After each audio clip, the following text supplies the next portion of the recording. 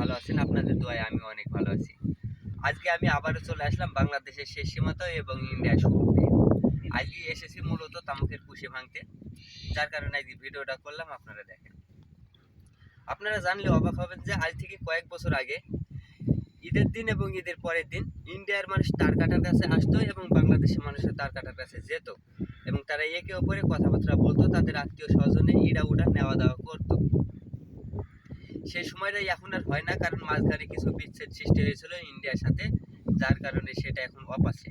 আমার পেছনে যে লাইনটা দেখতে পাচ্ছেন, এটা হচ্ছে কিছু ঘর বাড়ি দেখা যাচ্ছে। আসলে ওগুলো ঘর না, ওগুলো হচ্ছে ইন্ডিয়া বিএসএফ এর থাকার ক্যাম্প, যেটা বাংলাদেশে ক্যাম্প আছে ওরকমই ইন্ডিয়ার ওইটা ক্যাম্প।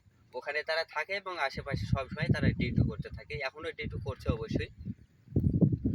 তো আপনারা দেখেন, একটু জুম করে দেখি দাও তিনি ঘরগুলো মানান করে। কতদিন